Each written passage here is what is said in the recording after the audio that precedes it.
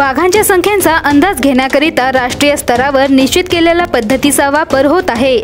दर 4 वर्षांनी होणाऱ्या अखिल भारतीय व्याघ्र प्रगणनेत वाघांसोबत त्यांचे भक्ष्यांचा अंदाज सुद्धा घेण्यात येतो। यामध्ये इतर प्राण्यांची संख्या निश्चित न होता फक्त भूप्रदेश निहाय घनतेबाबत माहिती मिळते। पारंपरिक पद्धती व वन विभागाबाहेरील व्यक्तींचा त्यांमध्ये सहभाग पाहता सदरची पारंपरिक पद्धती सुरू ठेवण्याचा आग्रह अनेक वर्गांकडून करण्यात येतो। वर्ष 2024 चे उन्हाळ्यात दिनांक 22 व 23 मे 2024 रोजी पानस्थळावरील वन्य प्राण्यांचा अंदाज हे निसर्गानुभव म्हणून आयोजित करण्याचे निश्चित करण्यात आले होते। याला अनुसरून उमरेड वन्यजीव अभयारण्यात दिनांक 22 मे 2024 रोजी दुपारी 3 वाजेपासून 23 मे 2024 रोजी सकाळी 8 वाजेपर्यंत पानस्थळावरील वन्य प्राण्यांचा अंदाज निसर्गानुभव कार्यक्रम पार पडला।